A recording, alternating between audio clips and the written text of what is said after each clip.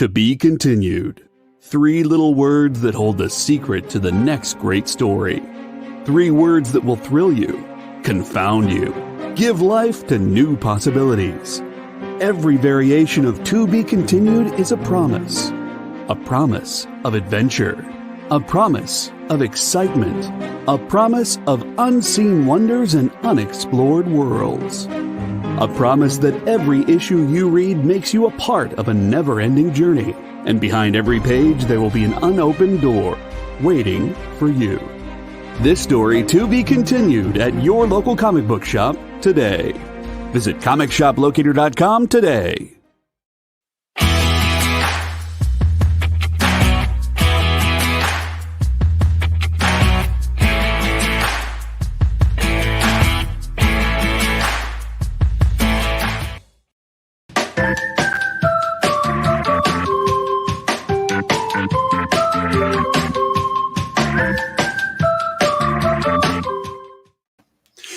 Good afternoon, everybody. Welcome to the Dan Wickline Show. I am your host, George Lazenby, the James Bond you forgot all about.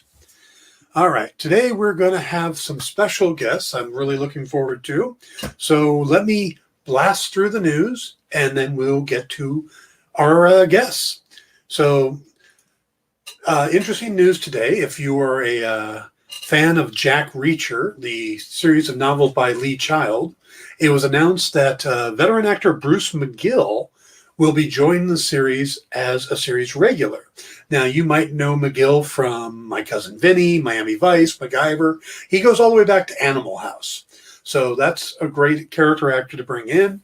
Also is going to be Maria Sten, who was in the Swamp Thing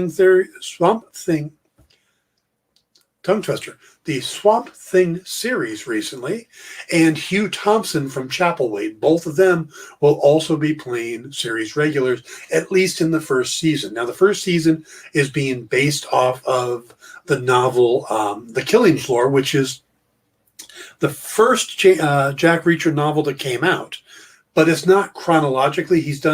Lee Child's done a couple novels that take place before it, but they came out later. So they're starting with the very first Jack Reacher novel. It tells the story of Jack going to a small town, fictional town called Margrave, Georgia, where he goes because he's a big blues fan. And it's where a musician named Blind Blake passed away.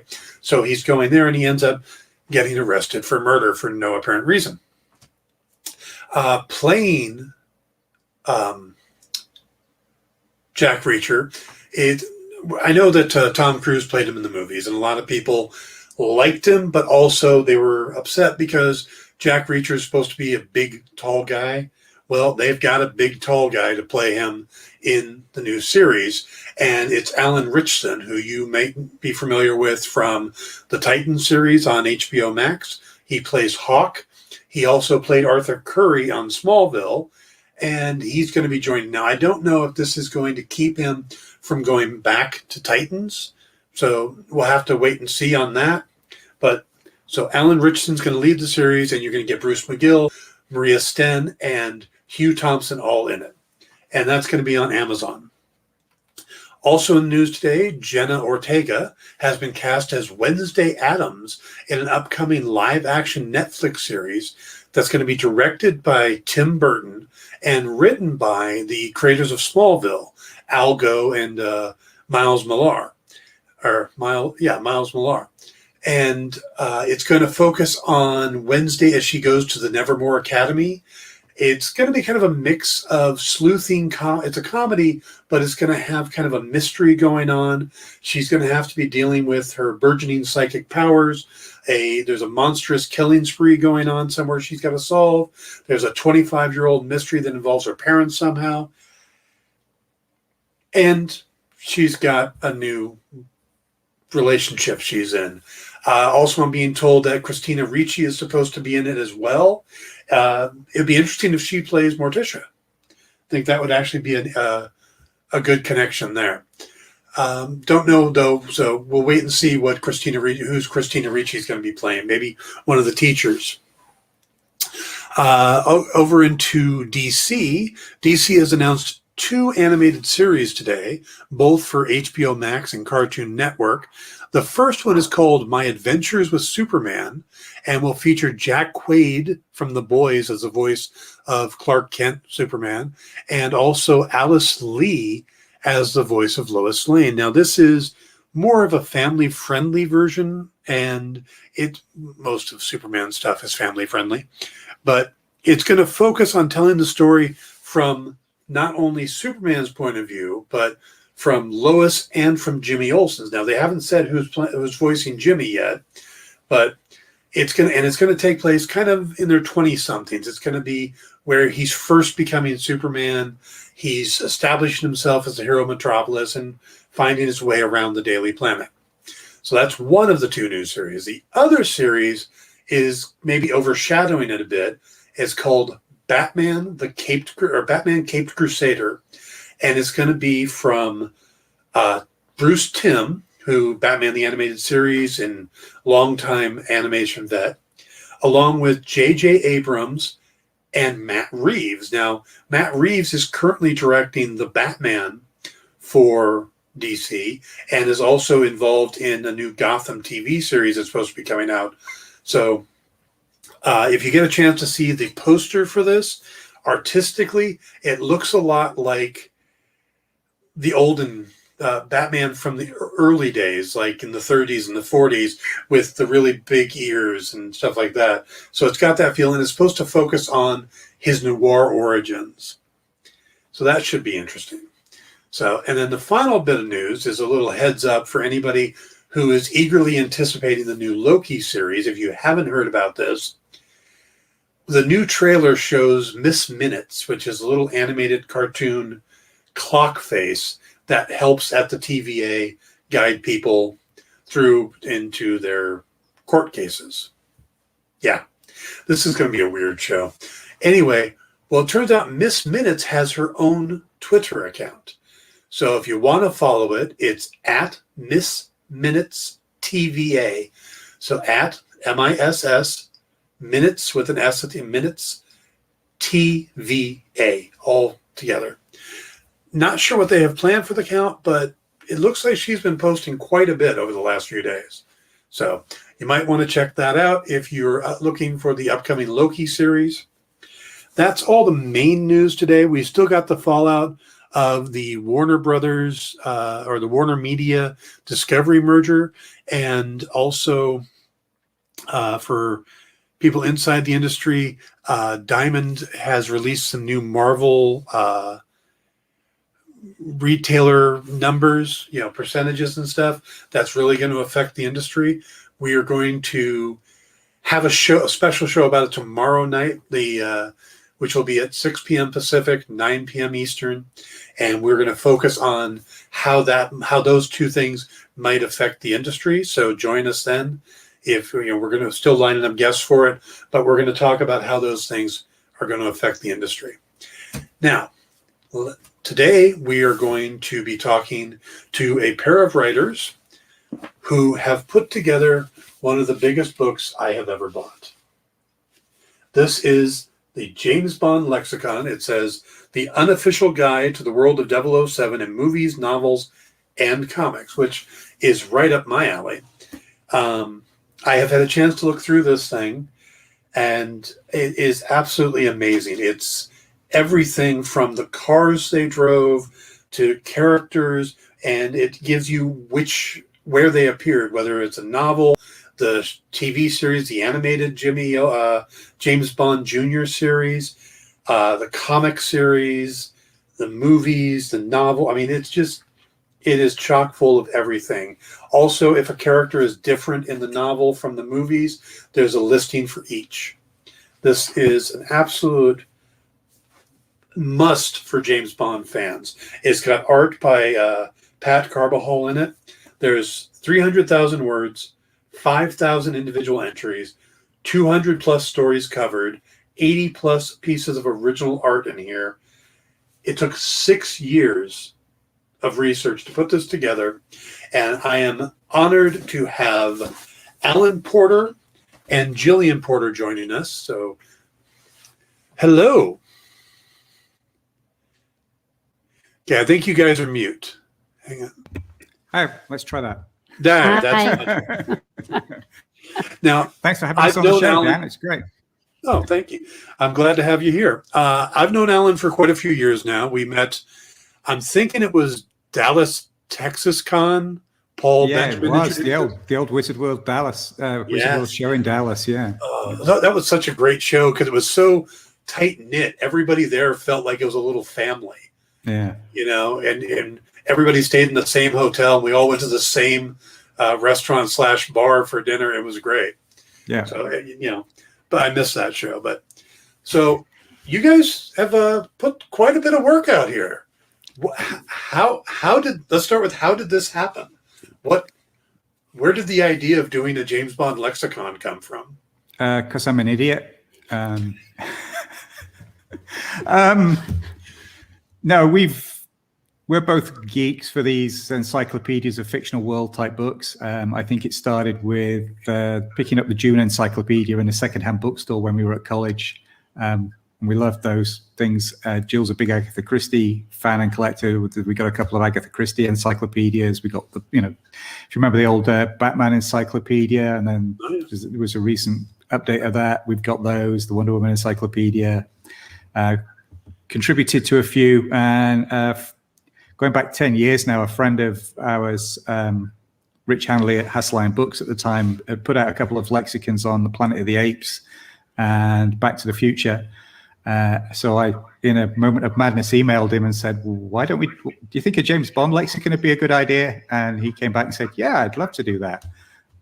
So that's how it started. And partly also because, as you said, it covers everything. There's books out there about the movies. There's a couple of good movie encyclopedias. There's a good book about the details of the Ian Fleming novels, but nothing else. And the James Bond universe is so much more than just the movies and the novels. So we wanted to do something, and I wanted to do something that pulled all that together between two covers. And how did he rope you into this, Jillian? Well, I've been editing his work for years. So it was a discussion of, if we're going to do something this big, instead of just editing it, would I like to take part in it and, have my name on the cover? If I'd have known how much work it was, I may well have just said no and run away. But no, I mean, there were times where we felt like that, but it's been a great project to be part of and to work together, which we've not done before. Was pretty cool to be able to do that. Cool. Why Bond? Why not? Well, I assume that there's a love for the character at some point because you've chosen 6 years to spend on this. Well, we didn't choose to spend 6 years, but it was a 10-year. Actually, it was a 10-year time span of which 6 years was focused on the book. So this has been living with us for a decade, this book. Why Bond? I've been a Bond fan since I was 10 years old, but it wasn't really my main passion until pretty much 2008, 2009, when I did the James Bond, the history of the illustrated 007 for Hermes Press, which sort of introduced us into the larger Bond community, and we got involved with a lot more Bond things and got to know a lot more people in the Bond community. And it's sort of Bond just sort of over the last decade, since 2008, really Bond's just sort of taken over our life. So now this involved, what was the research like? I assume there was the rereading all the novels, rewatching all the movies, tracking down the comics and the animated series. What else was involved in this? I'll leave that to you. Well, pretty much what you've said, and also it took a long time to actually get the Moneypenny diaries. They were hard to find up until this year when they've been released as an ebook. But getting it all together, I mean, basically, like you said, we'd read a novel, you'd read it, you'd make notes, and then you'd start fleshing out those notes of each of the characters or a car or, a particular building that was, integral to the part of the novel. you'd write your notes up, and we did it on a joint wiki where we discovered neither of our alphabets are that great. When we, you're slotting things in, and all of a sudden you're like, ooh, that doesn't go there. And then we basically sit down and edit together. We'd print them out and we'd edit over. And if you wanted to make the information as concise as possible, but cover as much as possible. So between the two of us, if one of us, because there were some of the comic strips where I would read them and then I still wouldn't be quite sure what it was about. But being able to talk about it with somebody else who'd read it and get it to make sense, help to make that concise, because you don't want people to walk away thinking, I don't really know what that entry meant. You want them to be able to feel that each entry is complete. They don't have to go and read 10 others to understand what happened in one. And that was what we really tried to do with that. And then we decided to pull out like the cars and the number plates and stuff, just because it was something that is so integral to Bond is the cars he drives, and to make them a special piece. One thing that isn't in the book are the summaries of each of the novels, the movies, etc. They're on the companion website because they just made the book too big, and there were things we had to decide that shouldn't be in there. So Alan maintains that for us and adds new stuff as it comes in. Nice. Yeah, I did flip open, and as I was looking through it, I did notice a lot of different Ford cars. Yes. And I also noticed on a couple characters, there's multiple entries depending on, the one that I came across was Pussy Galore. You have both a movie entry and a novel entry. And I'm assuming because there's differences between, how often did you find those discrepancies or the changes that they made between the novels and the movies or whatnot? Actually, more than I expected to. I mean, some of them you knew about you knew they were different. Obviously, because some of the later movies, they just used the titles and the character names, but the stories were like completely different. So you knew they were going to be different. But I was actually quite surprised how many subtle differences there was between them, even down to them changing the spelling of the character by one letter between the movie and the novel. Take Honey Rider, for instance. In the novel, Ian Fleming spells her name R-I-D-E-R. In the movie, she's R-Y-D-E-R. So that's two separate characters because their name's spelled differently, and actually they do have slightly different stories. So there was somewhere they were actually fairly close, but there was just enough differences for us to separate them out as two separate characters in the two separate entries. So there was a lot of discussion. As Jill said, she came up with a great phrase the other day. We'd each write our own entries, and then we'd basically sit down and edit together. And she said it was like trying to defend your thesis, as to why you'd written an entry in a certain way to the other person, and why somebody actually needed to be included. We actually have cut quite a few people out that didn't make the final cut. So yeah. Who's the biggest omission that didn't make it? The biggest omission was an accidental one and was pointed out to us the other day. There's a agent in the movie. I'm going to get The Living Daylights. There's a fight scene in the kitchen of a safe house, and it's a lot of people's favorite Bond fight scene in the whole franchise.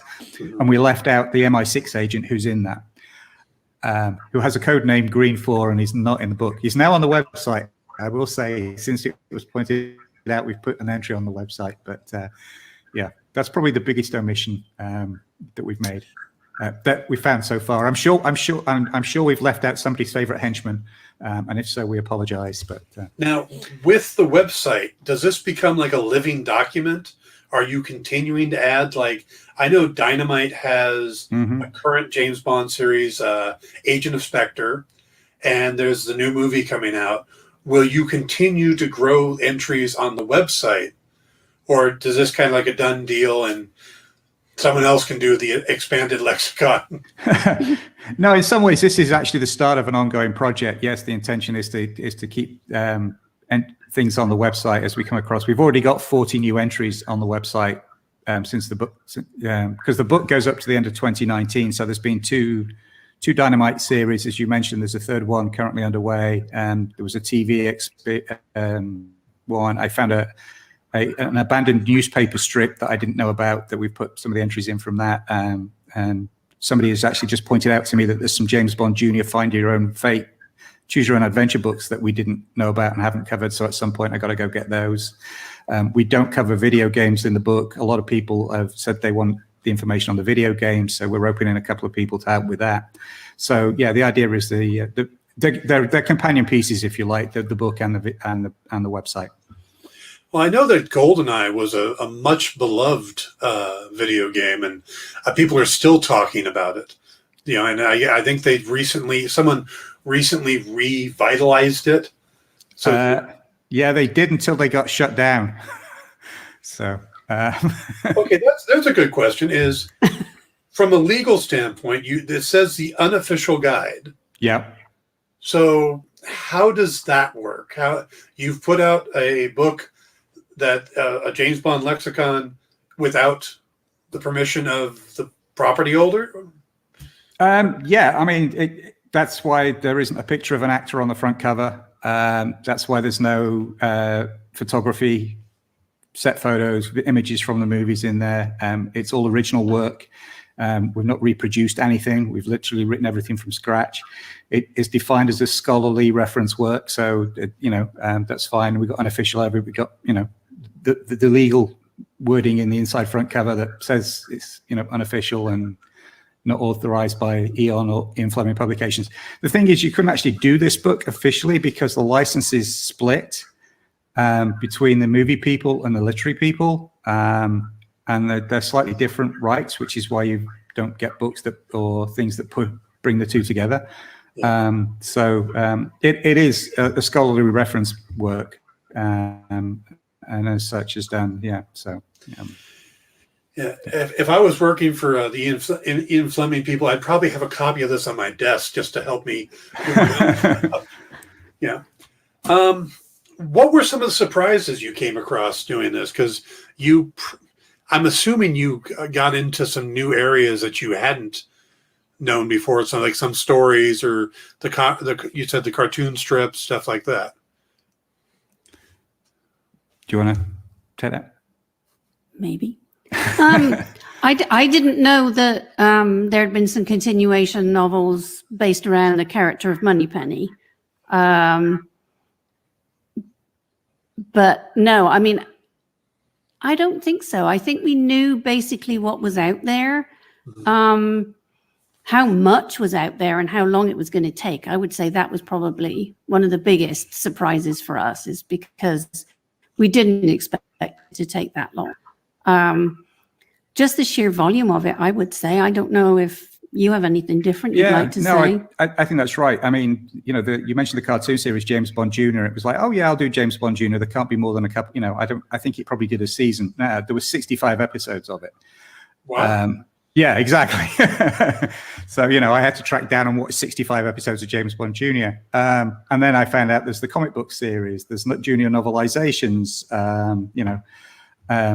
As I said, there was the Find Your Own Fate adventure books, which we missed. There was a whole bunch of kids' books that sort of kept popping out of the woodwork. We were aware of the novels and the novelizations and stuff, but a lot of the spin-off material, which is all official. I mean, everything that we cover in the book is officially licensed material. Has from either Eon Productions or Ian Fleming Publications. There is. So that was actually one of the hardest things, was really figuring out what was the sort of the container that we were going to work within, what were the boundaries that we were going to work within. So. Now, did Never Say Never Again get factored in here? Oh yeah. And how did you work that with the fact that it's basically a remake of Thunderball? Because it is an officially licensed property. It is an officially, it was produced legally. It was authorized. The same with Casino Royale 67. But that's here as well? Yeah. They may not be Eon Productions, but they are official. There was an official license. They were officially licensed projects at the time. Same with the TV Casino Royale of 1954. Again, they're all official. They're just not Eon Productions who do the main Bond movie series. So yeah, we covered all of those in the book. The Casino Royale from 1954, is that the one where they refer to him as Jimmy Bond? Oh, don't get me on my soapbox about that one. That's a myth. One character refers to him as Jimmy Bond, and everybody thinks that's his name, and it's not. He's actually credited as James Bond. He introduces himself as James Bond. He talks about himself as James Bond, but one character called him Jimmy Bond, and everybody thinks that's the one where he's Jimmy Bond, and it's like, no, it's not. Sorry, that's one of my little soapbox. It's one of my Bond geek soapbox items. I will say that I have not had a chance to see it, but that is how it was always said to me, that it's the American version and they call him Jimmy Bond. And it's like... Yeah. And the thing is, it's actually an English character that calls him Jimmy Bond anyway, so... But yes, it is the one with the American James Bond, let's put it that way. And you go through all the Ian Fleming novels and all the official novels. Yeah. Okay. Because I remember one recently reading, well, not recently. My concept of time has shrunk. So yes. You and I met a few years ago. It's been what, 15 years, something like that. Yeah, probably. Yeah. So I remember reading. It felt kind of like a pastiche of a Bond novel, but it was an official one. And now I can't remember the title, so it's a stupid even bring it up. Anyway. Well, if it's official, it's probably in the book. So, I just a few years. Well, God, I'm doing the years again thing. In the past, I did a lexicon type book like this for 30 Days of Night.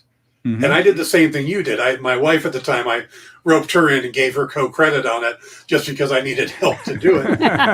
Yeah. And that was like 3 novels and about 8 comic series and a movie. I can't imagine the amount of work that you guys put in. How much of your time did it take? You said it was 6 years of a 10-year project. Was this like 8 hours a day? Was this just spare time at night? Okay, I'll watch an episode, take some notes. We both have full-time jobs, so it was when we could. We both read a lot anyway, so it was just you substituted what you were planning to read with a Bond book or the comics or, you just fit it in because we wanted to do it. I mean, I'm glad we've done it, but some evenings it was, I don't want to read about Bond. But as you know, when you do a project like that, you have to commit to getting the work done. Oh, absolutely. But, yeah. And also, when it came to doing the editing thing, we sort of said, okay, well, we'll take either half an hour or an hour after dinner and we'll work on it then rather than, the full evening. So we'd get fed up of it. We sort of tried to do it consistently, but in small enough chunks that it was manageable and didn't get in the way of everything else. But yeah, there was a time when it was like, I really don't want to watch another James Bond movie. But we're past that now. We do put them back in occasionally. Yeah, one of our viewers, Mark Pickus, says, congratulations on the amazing achievement. Bond fans, thank you. And he's looking at this as a Father's Day gift. So it's a perfect Father's Day gift, available on Amazon or your favorite online bookseller. Plug. Okay. Thanks, Mark. Now, we're hitting the halfway point of this show, so we're going to do a commercial. And then when we come back, I'd like you guys to stick around. Maybe we can talk about some of your favorite Bond stuff, the potential future of the franchise, some of your ideas on that. Yeah, sure. Be delighted to. Okay. So I think JD is running the board. So JD, if you want to take us into commercial, and we'll come back in just a few minutes. Okay.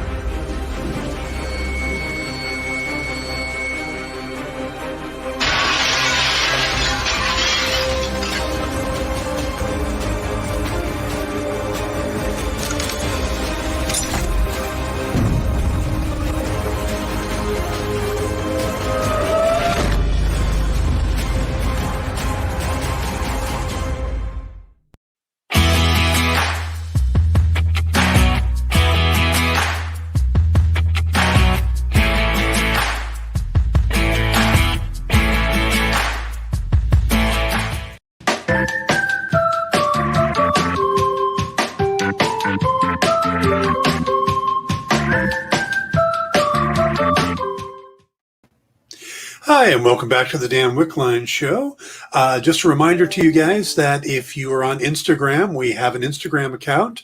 It's at @the_EXP1, and we give you guys our lineups and share photos and stuff on there every day. So please follow us there. And, if you're watching this on YouTube or Facebook or something, and you can hit a like or subscribe button, please do that. And let's get back to our discussion about the James Bond Lexicon with Alan and Jillian Porter, though we seem to be just Alan now. Yeah, I'm afraid Jill had to step out and deal with a medical thing, so phone call. So apologies for that. But... Well, no problem. It was a pleasure meeting her. I'd never met her before, so that was very nice. All right, let's. I'm not going to ask you who your favorite Bond is because thank you. that's got to be the tough question, and I think for a lot of people, it really depends on when you get into Bond the first time, who your first Bond is. But having read the novels, which actor do you think is the closest to what Ian Fleming described in his novels? I've said this many times. I think Timothy Dalton is the closest to Fleming's Bond. And he's one of the actors who actually did sit down and read all the novels and actually wanted to be Fleming's Bond. So, I think he's the closest. Now, if I remember correctly, he actually had a chance, or they had talked to him to play it back before Roger Moore. They talked to Timothy Dalton. Yes, back in 1969, when Sean Connery first said he was leaving and they were casting on Her Majesty's Secret Service, Timothy Dalton was one of the people they spoke to. But he was pretty young. I think he was around 22 or 23 at the time, and he said he thought he was too young for the part and passed, which I think was a pretty brave decision actually at that age. So. Oh yeah. JD, our producer, asked, "Did you include Operation Kid Brother?" Double Sean Connery's brother. No, because it's not an officially licensed product, but I actually do perversely quite enjoy that movie. On the James Bond podcast network I'm on, we did a show about it recently and rewatched it. Yes, it's OK Connery has a special place in my heart, but it's not in the book. Okay. Now, see, it's interesting you said Dalton because I've always kind of thought Lazenby was pretty close. George Lazenby was very good. I think he's very underrated. There's a great story. Everybody says he can't act, but there's a great story that he actually said that himself on set. And Peter Hunt, the director, said, "You've got to be the greatest actor in the world. You convince these people to give you the job." I think Lazenby's Bond is a very human Bond. He's one of the few times we actually see him being emotional, not just at the end with the tragic ending of the movie, but there's parts of it where he actually looks genuinely frightened and scared and emotional. So I think he did a great job, and it'd be very difficult to think of anybody else playing that role in that particular movie. I think now, I think he very much made it his own. But yeah, overall, I think Dalton is still probably closer to Fleming's idea of Bond. Yeah. So why do you think he only got 2 films? Well, he was meant to do more. There's actually a good book just come out. I'm going to plug somebody else's book now by a friend of mine called Mark Edlitz, called The Missing Adventures of James Bond, and he actually goes into great detail around the planned 3rd and 4th Timothy Dalton movies. But unfortunately, there was a lot of problems around the studio in terms of financing and relationship with MGM and things that put things on a hold for quite a while, which led to the 6-year hiatus before we got Pierce Brosnan, and Timothy Dalton's contract basically ran out during that hiatus. Yeah. Now, looking at the different Bonds, there's a different feel to each one. They bring their own thing to the role. To me, Roger Moore and Pierce Brosnan were the closest to in their suave and ladies' man style, where I think maybe Daniel Craig is the closest to Sean Connery in more of the Judi Dench describes him as a brute object or a blunt object. Blunt instrument, yeah. Blunt instrument. Thank you. I knew it was close. And I have been a real fan of the Daniel Craig take on the character. And for me, the opening of Casino Royale with him chasing the free runner and just, the guy jumps over the top and he runs through the wall and thing. To me, that was a great setup for bringing Bond back to the brutish character that Connery played him as well. And to me, kind of the feel for in the books. Did you see anything like that? Or how do you look at Daniel Craig's performance? I'm not a fan of Daniel Craig as Bond. I'm on the record of that I think Daniel Craig's a great actor. I love him in lots of other things. I just don't really particularly take to his interpretation of Bond. Having said that, Casino Royale is probably in my top 3 Bond movies. I actually adore Casino Royale. I just think they lost their way with the character. For me, there's the movie Bond and the Bond of the novels. And for me, the movie Bond should be an adventure. And I also think they made a mistake in developing. Cameo appearance by my cat. I think they made a mistake in developing too much of the character's backstory. I think Bond should be that suave, sophisticated secret agent that we all want to be, that we can project ourselves into the role, see ourselves as Bond. Walk out the cinema and do the, look at me, I'm James Bond type stuff. And I think by developing that character to the way they have and giving him that backstory in the detail, they've removed that shell that you could pour yourself into. You can't do that anymore because he's a distinct person as opposed to being a well-dressed plot device. And I mean that in the best possible terms. And that's what I like. I liked that adventure. I want them to get back to doing the suave, sophisticated secret agent who goes out on world-spanning adventures and saves the world and ends up with a girl. I don't need the angst and the backstory and the interconnected stories. I just want to go in and have a good 2 hours of adventure. So I'm just an old-fashioned Bond fan, I guess. I'm not a big fan of that, but you weren't going to ask me who my favorite Bond was, but I will say it is actually, even though Lazenby is the first one I saw in the cinema, my favorite is actually Pierce Brosnan, because I think he has that great one. He loves playing the role. You can see he totally enjoys it. He's having a ball with it. I think he combines, Roger Moore's lightheartedness and wit with Connery's style. He has that there's a few scenes where he has that definite undertone of simmering action and violence. He is actually technically has the highest body count of any Bond, so technically he is the most violent. I think Pierce Brosnan really is the perfect meld of all the movie Bonds together, which is why he's my favorite Bond. I did love him in the role, but then I also loved him as Remington Steele. So I will see anything Pierce Brosnan's in, and I mean, I'm excited that he's going to play Dr. Fate. Oh yeah, me too. Yeah. And if you watch a lot of his, I love a lot of his post-Bond stuff. The Thomas Crown Affair, that remake he did, I think is brilliant. I think that's a great Bond movie. The November Man is a great Bond movie.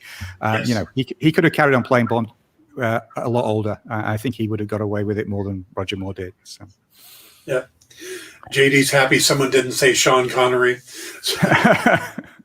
I'm with you on the fact that it's not Connery for me, but my first Bond was Roger Moore in Moonraker, so it was a totally different style. And then I'd go back and watch Sean Connery, and it's like, where's all the flash? Where's all the the gadgets and stuff? So I am a fan of the Daniel Craig versions, but I am also a fan of the Pierce Brosnan versions, and I like the newer Bonds over the older ones, but I love them.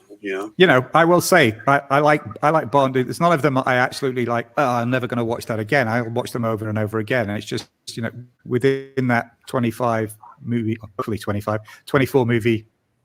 that we've had, I like them all to a greater or lesser extent, but it's still Bond, and I still enjoy Bond.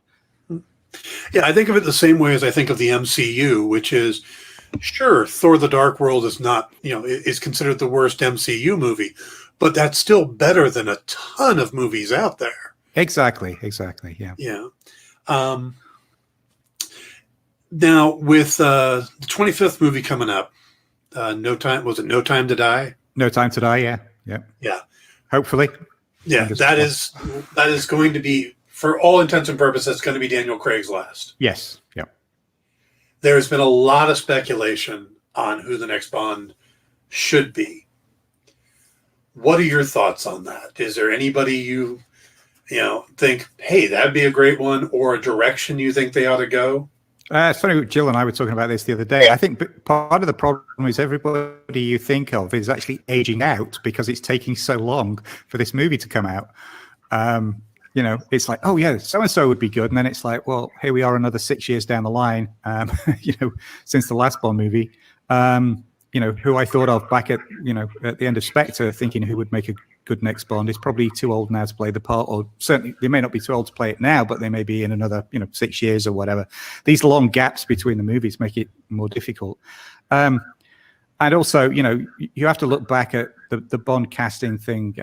None of them, people who've been cast as Bond, were big movie stars at the time. So every time you see somebody throw out a big name who's a tentpole name or a marquee name and leads other movies, I don't think they're going to go with a name star, because the star can't be bigger than the character. I would think Brosnan was a name.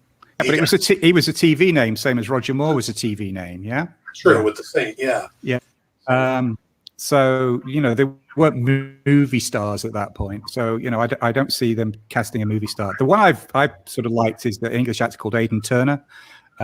He was in Poldark, the remake of Poldark, they did 4 years ago. But again, I said that probably 4 years ago, and I don't know how long it's going to take them to actually cast another one.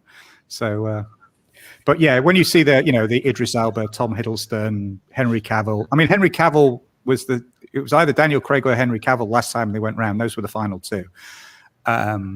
So but again, I think that's probably past. So we'll see. I'm hoping they come up with somebody and we all go, who? Never heard of them before, and they take it and they run with it and they make it their own. Yeah. But they do like to speculate, just like they like to speculate on Doctor Who. Anytime. Oh yeah, exactly, yeah. There is word that Amazon is currently trying to negotiate a buyout of MGM. Yes, I saw that yesterday or the day before, whenever it broke. Yeah. How do you think that would affect the Bond franchise? I don't know if it would eventually. I know everybody's like, oh, that immediately means they're going to go to streaming. The thing is, MGM don't own Bond outright. They own a significant portion of it, and they have the distribution rights, but it's still owned by the Broccoli family. They still have I think the majority shares, or it's 50-50. I'm not quite sure exactly the split, but the controlling interest, I think, is still with the Broccoli family. So, the MGM side has been more around studio financing and distribution and things like that. So it may change the distribution model. I'm not sure it would have an immediate impact. It may have a sort of a medium to long-term impact. And I think part of that also depends on how long the Broccoli family want to hang on, to the business. So, well, in the news lately, they've been doing, one of my news stories today was about the Reacher series coming up on Amazon. Mm-hmm. Right. There's the Jack Ryan series they did recently on Amazon. And there's currently a Robert Langdon series in the works over with Peacock, based on the Dan Brown novels. Do you think that a young James Bond series could be interesting? If you do something around the young James Bond, I think that could be very interesting. I also think that you could do some interesting things like a Moneypenny spin-off or a Felix Leiter. This is the one I keep talking about, and it's my dream project. It'll never see the light of day. Is a Felix Leiter, Tiger Tanaka buddy show. Dynamite Comics did a 4-issue series that was basically that. I'd love to see something like that on Netflix. But I think the tentpole James Bond character will probably stay just in the movies, as long as the Broccoli's are involved anyway. I'd love to see them doing, a James Bond tentpole movie every 3 years and then doing supporting stuff in other media, streaming, video games, and broadening the fan base and broadening the people who are introduced to the franchise on the other platforms. So if Amazon's going to have an impact, I think it's probably going to be around that. But I don't think you'll see a contemporary James Bond series instead of the movies. I think it will be the movies plus some supporting stuff. Yeah, see, I've always wondered, and I've actually mentioned this to Nick Barucci over at Dynamite when they got the license for the comics, is why aren't there spin-offs? Why isn't there, I mean, everybody talks about Idris Elba should be James Bond. Why not make Idris Elba his own character, a 004, and give him, spin off these other 00 characters, or Moneypenny or Felix Leiter, and expand the universe. Everybody is trying to find these expanded universes, these cohesive universes like the MCU and the DCEU and all this, where Bond, it seems like, would be easy to spin off and just tell like a different style of adventure with a different 00 agent or something like that. Well, I think that comes down to what I mentioned earlier, is the licensing is actually split. The Eon licensed the Ian Fleming book titles and characters. Anything else that they've done after that is their IP, but does Ian Fleming Publications can't use the movie stuff, and the movie people can't use anything that's not Ian Fleming, so they can't use the continuation novels. So there's a whole very complex licensing agreement in place as to which characters sit where within the overall universe. So it sounds like what Amazon might be able to do is come in with a big dump truck of money and straighten out the licensing part of it. I don't know. I mean, I guess at some point somebody's tried to. I mean, all kudos to Dynamite. I was involved with it after doing the book on the history of James Bond comics. I was approached by quite a few people, and I was involved in at least 3 attempts to get a James Bond comics license. So when Dynamite sort of seemed to pull it out of thin air, I was very impressed. Yeah. And again, what Dynamite is doing is based on the rights that Ian Fleming Publications have, the literary Bond. It's not the movie Bond. So, right. Yeah.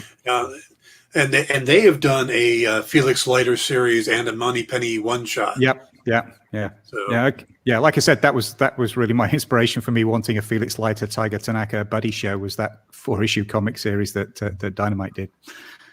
Yeah. Mark has a question. Says, if finding a younger actor, is there a movie out there that focuses on the young Bond? How does he get to be? Did his parents know, or how he does it? So, is there an existence of an origin for Bond? Is it in the novels and Yes, there is in the continuation novels. There's a series. It's called Young Bond novels. There's, I think, 9 books total. Jill did that part, and she just left. But I think there was 9 books total of the Young Bond. They're really good. They basically cover Bond as a young teenager, just sort of starting high school, going through a couple of colleges, and then where they finish, there's Dynamite Comics James Bond Origins series, which sort of picks up Bond just at the latter days of college, in his early days in the Secret Service, and being recruited into the Secret Service. So if you bring those all together, you've actually got a really good, long, detailed look at Bond's origins. But there's nothing in terms of movies or anything like that, as I said, because Fleming didn't cover any of that. So, there is a lot of material like that. And if you really want to go off piece, then there's the James Bond Jr. cartoons that I mentioned earlier, which is basically James Bond's nephew. And adventures with him. So, yeah. So I think the closest thing in the movies to an origin was Casino Royale, the opening scene. There's that pre-credit sequence. Yeah. Where he gets his 00, Yeah. So, how do I phrase this question? What is it about Bond that drew you in? What was it about the character? I think it's because, as I mentioned earlier, it's a character that you could put, I was 10 years old when I first saw Bond on the movie screen, and, I'll sort of tell the story. I won a competition to win 2 tickets to the movie theater. I was 10 years old, and I took my dad, and we went to see On Her Majesty's Secret Service. I knew who Bond was, but I'd never really seen the movie. And the movie drew me in. And then when we came out of the movie theater, we found the car had been broken into and the radio stolen. And at 10 years old, it's like, right, I'm going to be James Bond. I'm going to go after the bad guys. And I think that sort of stuck with me, is that's a character that I could want to be. I couldn't be the Doctor and get in a TARDIS. As much as I wanted to be Batman, and I wasn't going to shoot my parents, and I wasn't going to be a billionaire. I'm sure they appreciate that, and I'm sure they appreciated that. But James Bond was somebody I could sort of project myself into, and be and play James Bond, and it could, it was, one day maybe I'll drink a martini shaken not stirred. I'll know what I'll be able to drink a Vespa martini and have a suit handmade in a tailor in Hong Kong and drive a nice car. I don't drive an Aston Martin, but I've done the other two. But and I've been able to do over the years, do things that James Bond does: learn to ski, learn to shoot a gun, eat nice meals, stay in nice hotels, fly around the world. They're all sort of attainable as individuals. Bond puts them together, and I think to me that's part of the thing of the character is, as I said, is it's that sort of wish fulfillment, but it's an achievable wish fulfillment, even if it's just slightly out there. It's not way out there; it's just slightly ahead of where you want to be. And I think another part of it, it was Bond that really inspired my love of travel, the travelogue side of it. There's many aspects to it. There's the adventure, there's the character, there's the cars, there's the girls. Say that now, Jill's not here. There's the travel, the gadgets, the technology, the love of fine food, all that, bringing all that together in one sort of franchise, just sort of really made it appeal. So, all right, you finished the book. You're doing the website. What's next? Well, actually, we're taking a break from doing nonfiction. Jill and I have both got novels we're working on. We want to try and get those done. There are a couple of other ideas that I've got. I've sort of talking to a publisher at the moment about another potential idea, but nothing yet. Nothing's been signed, so I'm not going to say too much. But we got a couple of other ideas sitting out there that we've started doing some background research around. But certainly for the next 12 months, I think we're just going to focus pretty much on working on our novels. And we are, like I say, nonfiction, working on a nonfiction deep research project is, something we don't want to do at the moment. But at some point, we have talked about, when the website gets to a certain level, we've got enough additional entries, and maybe we got all the video games done and the role-playing games done, and we've done some other stuff, and there's hopefully more than one new Bond movie. There's a couple of new Bond movies to add and things. Maybe in a few years' time, we'll look at the website and think, okay, we've got sufficient now to roll it back into the book and do a second edition. So I couldn't imagine how much bigger it would be. Well, when we first printed it out, the first manuscript was actually 750 pages. So, which is why some of it ended up on the website, because we was like, we're not going to put it out there. And what is the website? It's jamesbondlexicon.online. So, yeah. James Bond Lexicon dot online. Okay. Yeah. Yep. Well, I want to thank you for joining me today. This has been great, talking about Bond and seeing you again and meeting Jillian. Yeah, it's great to see you again, Dan. Hopefully we can do it in person before too long at another convention somewhere. So thank you very much. I'm going to let you go and wrap up the show, but everybody check out the James Bond Lexicon. Great for a Father's Day gift. Great for a gift to yourself. Available on Amazon and all other booksellers. Yep. Okay. So thank you. All right, guys. Thanks to Jillian and Alan. That was a lot of fun. Thank you guys for joining in on some of the questions. Tomorrow night, like I said, we're going to have a special look at the changes coming up for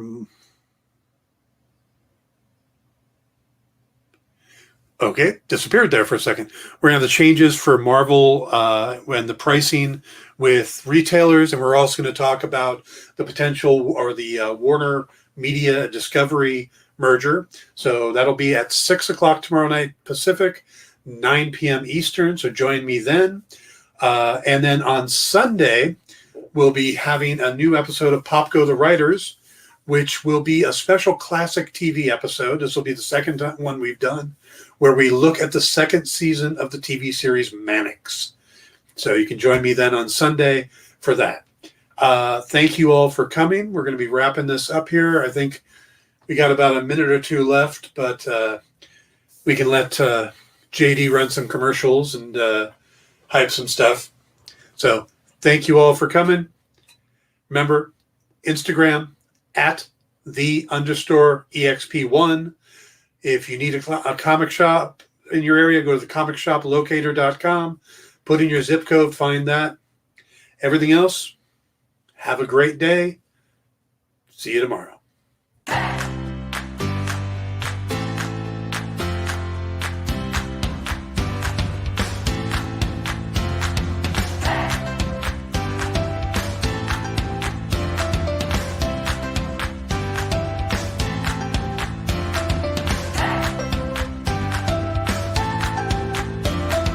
There's something for every imagination at your local comic shop. Visit comicshoplocator.com to find a store near you.